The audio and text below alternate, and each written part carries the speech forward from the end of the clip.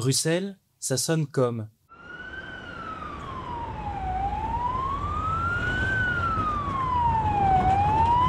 Mais si on tend bien l'oreille, on entend aussi. Bienvenue dans le podcast de Bruxelles Environnement, où l'on tend l'oreille à tout ce qui vit, pousse, fleurit et bouge dans notre ville, et à celles et ceux qui y contribuent et en prennent soin ou s'en émerveillent. Je suis Pierre-Édouard Verhaeghe et j'aime parler de tout ce qui rend notre ville doucement plus verte, plus belle, plus résiliente et plus surprenante. Aujourd'hui, je pars à la découverte avec vous des animaux qui composent le Big Five bruxellois. Et pour cela, j'ai invité des personnes qui s'y connaissent vraiment. Nous avons Margot Leemans, experte en habitat, et Xavier Vermersch, expert en espèces de Bruxelles Environnement. Bienvenue à vous deux. Bonjour. Salut. Le Big Five, c'était la liste des trophées des chasseurs au Kenya, en Tanzanie ou au Malawi. Les 5 animaux les plus grands et dangereux à chasser. Aujourd'hui, ce sont 5 espèces emblématiques à observer, à admirer et à raconter. Et oui, on en trouve aussi à Bruxelles. Xavier, le Big Five, on le connaît comme un groupe d'animaux d'Afrique de l'Est. As-tu une idée desquels il s'agit ? Je pense directement au lion, bien sûr, le roi de la jungle, et à l'éléphant. Ouais, je ne sais pas, Margot, tu en connais d'autres ? Je dirais encore le rhinocéros, peut-être le léopard et le buffle. Exactement. Les Big Five d'Afrique de l'Est sont le lion, l'éléphant, le buffle, le léopard et le rhinocéros. Et si on transposait ça à Bruxelles, selon vous, quels seraient les Big Five de notre ville ? On a posé la question à nos chers Bruxellois et Bruxelloises. Les abeilles. Les pigeons. Les renards. Les rats. On a au-dessus de la cathédrale Saint-Michel-et-Gudule, là, on a les petits faucons qui nichent. Les sangliers font leur apparition aussi maintenant. Alors, Margot et Xavier, quels sont les Big Five de Bruxelles ? Je dirais déjà sûrement le sanglier et le faucon pèlerin. Il y a aussi la couleuvre à collier, le macaon et la lucarne cerf-volant. Et quels sont les critères qui ont permis de sélectionner ces espèces comme Big Five bruxellois ? Là, ce sont 5 espèces qui sont des bels exemples d'espèces qu'on retrouve dans les 4 habitats, les 4 types d'habitats qu'on retrouve à Bruxelles. Donc, par exemple, le sanglier et le lucarne cerf-volant, ce sont des espèces qu'on retrouve dans la ville forêt. On a le faucon pèlerin qu'on retrouve dans la ville dense. On a la couleuvre à collier, une espèce qu'on retrouve dans la ville d'eau. Et on a le macaron, une espèce qu'on retrouve dans la ville campagne. Mmh. Et qu'est-ce qu'elles ont en commun, ces 5 espèces, pour figurer dans cette sélection, Xavier ? Ce sont tous des espèces protégées, donc ce qui veut dire on ne peut pas les déranger ou faire quoi que ce soit avec. Certaines sont rares et nécessitent une attention particulière, mais surtout, elles sont tous cruciales pour la biodiversité à Bruxelles. Mmh. Tu parles de biodiversité dans la ville. De quoi s'agit-il exactement et pourquoi est-ce si important ? La biodiversité, c'est littéralement la diversité du vivant. Dans une ville comme Bruxelles, il ne s'agit pas seulement des renards dans la forêt de Soignes ou des faucons dans les clochers. Il s'agit aussi des fleurs sauvages sur les bas-côtés, les abeilles sur un balcon, les mouches sur une façade, enfin tout ce qui vit en fait. Car cette biodiversité, elle assure un équilibre, elle a un rôle important. Elle aide à purifier l'air, à retenir l'eau, à garder le sol sain et à atténuer la chaleur, ce qui est important bien sûr aussi pour nous, et à limiter les maladies. De plus, la biodiversité rend aussi la ville belle et agréable pour ceux qui aiment profiter de la nature, d'un coin vert ou d'un pique-nique dans un parc. Donc pour nous, c'est aussi agréable d'être dans un milieu qui est vert, où il y a plein de vie autour de nous. Et toi, Margot, est-ce que tu as une espèce préférée parmi ces 5 cités ? Je pense qu'un de mes préférés de ces 5, c'est le lucarne cerf-volant. C'est un coléoptère très impressionnant, c'est le plus grand de l'Europe. Il est rare aussi et c'est quand même une espèce vraiment emblématique ou symbolique de Bruxelles. Il s'appelle le lucarne cerf-volant parce que les mâles, ils ont des très grandes mandibules et ils sont en forme de bois de serre. Et ils les utilisent pour renverser des autres mâles sur le dos et pour vraiment se battre les uns contre les autres. Et donc, du coup, les mâles, ils sont brun foncé, ils sont vraiment très grands. Ils peuvent être jusqu'à 9 cm de grandeur. Et ils sont plus grands que les femelles. Les femelles, ils sont qu'entre 3 et 6 cm. Les femelles, ils n'ont pas ces mêmes mandibules en forme de bois de serre, mais par contre, ils ont des mandibules qui sont beaucoup plus puissantes. Et avec ces mandibules, ils peuvent vraiment gratter l'écorce des arbres vivants pour boire la sève. Peut-être un peu plus sur leurs habitats et où ils vivent. Donc, les lucanes, ils aiment bien des endroits chauds, donc ensoleillés. Mais je pense peut-être le plus important, c'est la présence de bois mort. Donc, de bois mort qui est déjà présent depuis plusieurs années ou depuis vraiment longtemps. Et on trouve ça, par exemple, dans des clairières, dans des lisières de forêt, mais également dans certaines rues. Donc, par exemple, à Watermael-Boisfort, à Bruxelles, on a certains arbres morts sur pied qui sont toujours présents, où on retrouve des lucans cerfs-volants. Et ce bois mort est tellement important parce que la femelle, elle dépose ses œufs dans ce bois mort souterrain ou juste à côté. Et vraiment plus spécifiquement du bois mort vraiment pourri ou affecté par des champignons.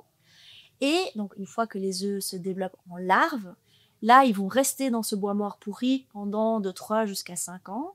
Et ils mangent vraiment ce bois mort qui est affecté par ces champignons. Ils restent dans ce bois mort en dessous de la terre entre 3 et 5 ans. Et après, une fois donc qu'ils se transforment en nymphes et après en adultes, en coléoptères adultes, ils ressortent et ils restent vraiment sur l'endroit d'où ils viennent. Donc ils peuvent voler, mais ils bougent vraiment pas beaucoup. Le meilleur moment pour les observer, c'est pendant la période de reproduction, donc entre juin et juillet, une soirée, quelques heures avant le coucher du soleil, un jour ensoleillé. Alors là, c'est vraiment un moment pour les voir parce que les mâles vont à la recherche d'une femelle.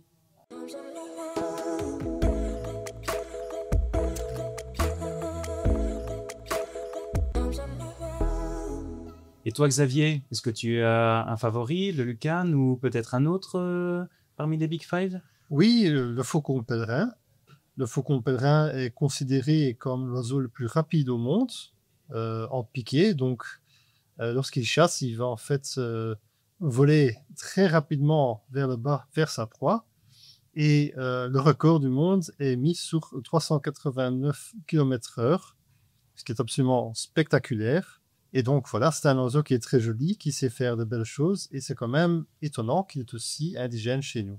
Alors, il est capable de grands exploits. Il joue aussi un rôle écologique très important, car étant rapace, les proies préférées sont d'autres oiseaux, et donc il joue un rôle de régulateur sur les populations, entre autres de pigeons des villes, qui sont très abondants à Bruxelles. Et donc, il joue un rôle pour les tenir en contrôle. Alors, ce qui est particulier à ces faucons, c'est qu'ils nichent dans des cavités. Dans la nature, c'est des rochers, mais en ville, on les trouve dans des bâtiments, entre autres des églises. Et là, donc, en hauteur, on peut trouver parfois des nids de faucons où ils se reproduisent avec succès, même en centre-ville. Maintenant, l'espèce se porte bien à Bruxelles actuellement, mais ce n'était pas toujours le cas. Dans le passé, c'était un oiseau qui avait presque disparu, et ça a été causé en fait par l'utilisation de pesticides comme le DDT, qui a eu des effets très néfastes sur les populations de faucons, parce que ce produit qui n'est pas biodégradable reste accumulé dans les organismes vivants et se retrouve aussi dans les faucons. Et il a un impact sur la solidité des œufs qui en fait étaient devenus trop fragiles, et donc la reproduction était plus ou moins arrêtée à cause de ça. Mais maintenant qu'on a de nouvelles lois qui interdisent l'utilisation de certains de ces produits et que la nature se porte mieux, l'espèce est en train de revenir en force et est bien présente à Bruxelles. Une petite anecdote, c'est que les faucons pèlerins ont récemment aussi niché dans la cathédrale des Saint-Michel et Gudule à Bruxelles. Donc, quand on a un peu de chance, on peut les voir, même en centre-ville.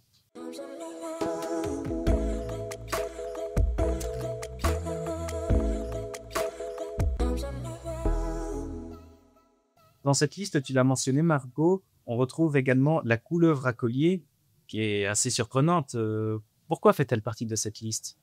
En Belgique, on n'a que 3 espèces de serpents indigènes, et la couleuvre à collier en est une. C'est un serpent assez fin, de plus ou moins 1 mètre de longueur. À l'arrière de sa tête, 2 taches jaunes et noires très caractéristiques. Et en plus, elle a des rectangles noirs sur le côté, donc sur ses flancs, le long de ses flancs. Et peut-être une anecdote quand même assez intéressante, c'est que Chaque individu de couleuvre à collier a un motif unique sur son ventre, un peu comme un code QR. Et ça permet de vraiment identifier des individus spécifiques. Où est-ce qu'ils vivent? Donc, ils vivent dans des zones humides, comme par exemple le marais de Jetterandshoren. Donc, c'est une station Natura 2000 à Bruxelles et c'est un endroit où on peut les retrouver. Donc, comme elle aime bien les zones humides, elle sait très bien nager. Bien sûr, elle se déplace aussi sur la terre. Elle aime bien aussi des endroits ensoleillés. Elle aime bien se réchauffer, donc elle a besoin de coins pour cela aussi. Et peut-être un autre fun fact, c'est en parlant de chaleur, c'est que elle pond ses œufs dans des tas de compost parce qu'il fait bien chaud. Ok, super. Mais un serpent, ça fait quand même un peu peur, non, quand on y pense. Où peut-on les trouver? Doit-on s'en méfier? Et peut-on également essayer de scanner le code QR qu'il a sur le ventre pour la couleur? Malheureusement, je pense pas que nous, en tant que citoyens, on peut scanner leur code QR, mais les scientifiques, ils les utilisent parfois, donc c'est très intéressant. Et pour le reste, non, ils sont très farouches, donc on doit vraiment pas en avoir peur. Ils sont pas dangereux pour les humains, ils sont pas vénémineux, et ils se nourrissent de grenouilles, de crapauds, d'autres amphibiens et de poissons.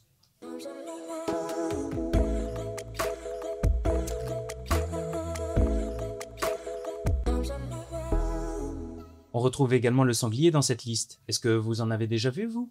Non, malheureusement pas encore. Moi, j'en ai pas vu à Bruxelles non plus. Mais que peux-tu nous dire de plus sur cet animal, Xavier? Le sanglier, c'est un animal iconique de nos régions et qui mérite certainement sa place dans le Big Five, vu que c'est quand même un grand mammifère impressionnant. Et les promeneurs, parfois en forêt de soigne, tombent sur un sanglier par hasard et l'observent brièvement avant qu'il disparaisse dans les buissons.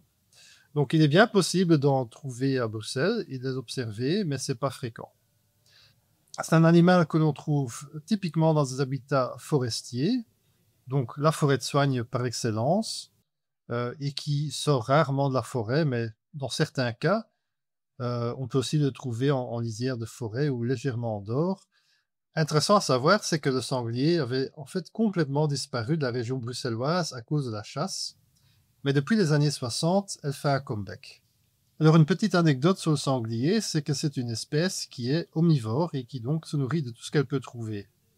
Les sangliers adorent fouiller le sol à la recherche de petits animaux, de vers, de larves d'insectes, mais aussi de racines, de tubercules ou des glands. Et pour cela, ils utilisent leur excellent odorat pour trouver leur nourriture et leur groin, qui est la forme d'une pelle. Grâce à leur grosse tête et à leurs puissants muscles, du coup, ils creusent et fouillent le sol, trouvant ainsi leur nourriture et jouant un rôle écologique important.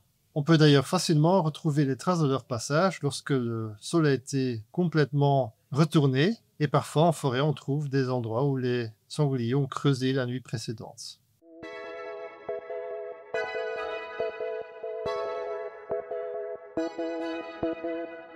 Et pour terminer, il y a le macaon jaune, ou appelé également grand porte-queue.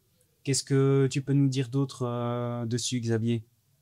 Le macaon est l'un de nos papillons les plus spectaculaires et est un papillon diurne que l'on peut observer un peu partout, et également en centre-ville, malgré le fait qu'il est très spectaculaire. Donc, c'est un papillon de grande taille, jaune avec un dessin noir et des taches bleues et rouges sur les ailes.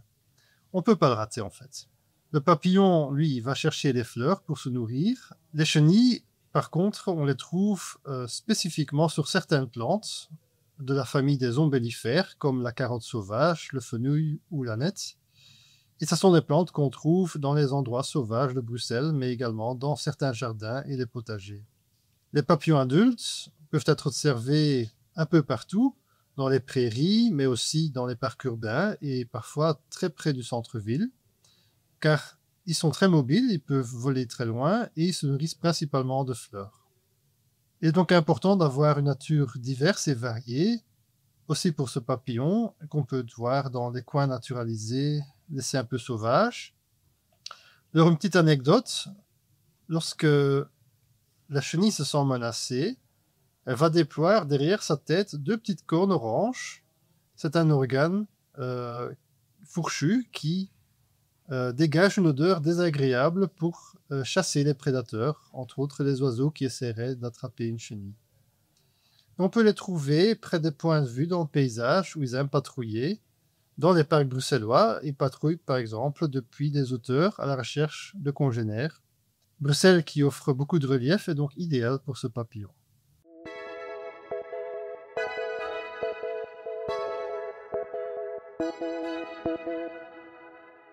Nous savons maintenant que nous cohabitons à Bruxelles avec des espèces animales uniques. Mais comment vivre en harmonie avec elles? Et que faire si vous tombez par hasard sur un sanglier à Bruxelles? Je ne l'embête pas, je le laisse tranquille. Faut pas le provoquer, je pense. Mais voilà, bon, je le laisserai tranquille. Je lui dis bonjour. Je m'approcherai pas trop parce qu'ils sont un peu dangereux s'ils chargent. Oui, je dirais l'observer, ne pas faire trop de bruit et attendre qu'il aille un petit peu plus loin. Xavier, notre enquête révèle qu'un Bruxellois sur 4 a déjà aperçu un sanglier dans la forêt de Soignes. C'est beaucoup. La réaction la plus fréquente est rester à distance et attendre que l'animal s'en aille. Qu'est-ce que tu recommandes? On conseille toujours de rester calme, ne pas s'approcher de l'animal, rester immobile ou gentiment s'éloigner, mais surtout de ne pas se rapprocher. Si un sanglier se dirige vers vous, il faut le contourner calmement et à bonne distance, ou repartir lentement sans courir. Il ne faut pas utiliser de bâton, sûrement pas, ou un autre objet pour les chasser ou leur faire peur, ça pourrait avoir l'effet inverse. N'essayez aussi surtout pas de les nourrir, c'est un très mauvais réflexe, car ce sont des animaux sauvages et en principe imprévisibles. Pour les gens qui se promènent avec leur chien, le message à donner, c'est garder votre chien en laisse, car un chien qui est libre et qui pourrait chasser un sanglier, ça pourrait être mal tourné pour le sanglier ou pour le chien. Donc, gardez-le toujours bien en laisse. Et si vous observez un sanglier blessé, vous pouvez bien sûr le signaler à Bruxelles Environnement et nous allons faire le nécessaire pour aider cet animal. Merci pour ces détails parce que ce sont vraiment 5 espèces protégées extraordinaires. En tant que citoyen, si on va aller plus loin, que pouvons-nous faire de plus pour qu'elles se sentent vraiment chez elles, ces espèces à Bruxelles? Margot? Mais il y a plein de choses qu'on peut faire. Je pense que le plus important, c'est vraiment de protéger la nature qu'on a déjà et d'essayer de la renforcer là où on peut. Par exemple, si vous avez un jardin, là, vous pouvez laisser pousser des zones d'herbe haute. Donc, quand vous tondez votre pelouse, laissez une partie comme elle est. Ça, c'est vraiment favorable pour des papillons et plein d'autres insectes. Vous pouvez aussi laisser des tas de branches, du bois mort par terre. Ça sont vraiment des abris ou des sources de nutrition, de nourriture pour un grand groupe d'animaux. Vous pouvez aussi construire un mur de branches, voilà, un mur très bas où vous construisez un petit mur. Ça, c'est pour les oiseaux, les hérissons. Comme on a déjà dit, des pyramides pour des lucans cerfs-volants ou à des endroits où on sait qu'on a déjà observé des lucans. Si vous avez un balcon ou une cour intérieure, là, par exemple, vous pouvez installer des nichoirs pour des oiseaux, ou vous pouvez installer des bacs à fleurs que vous pouvez remplir avec des plantes indigènes. Et aussi très important, c'est que quand vous allez vous promener dans des parcs, c'est de surtout pas nourrir les animaux sauvages. Ces animaux, ils peuvent vraiment retrouver tout ce qu'ils ont besoin dans la nature. Et la nourriture que nous, on leur donne, c'est vraiment pas toujours adapté pour eux. Par exemple, donner du pain aux oiseaux, pas une bonne idée du tout parce que ça peut gonfler dans leur estomac, ça peut leur causer des problèmes. Donc vraiment jamais nourrir des animaux sauvages. Ok, super, nous voilà bien informés, c'est très clair.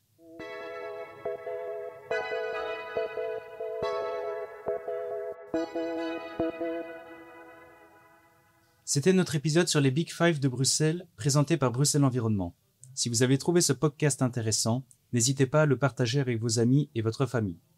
Je suis Pierre-Edouard Vorag et j'ai parlé aujourd'hui avec Margot Lemans, experte en habitat, et Xavier Vermeers, expert en espèces de Bruxelles Environnement. Merci à vous deux d'avoir partagé toutes vos connaissances avec nous. Avec plaisir. Avec plaisir. Vous voulez en savoir plus sur les animaux à Bruxelles? Commandez les fiches d'identification de Bruxelles Environnement sur les amphibiens et les reptiles, les mammifères, les libellules, les oiseaux et bien plus encore. Envoyez un email à info@environnement.brussels ou téléphonez au 02 775 75 75.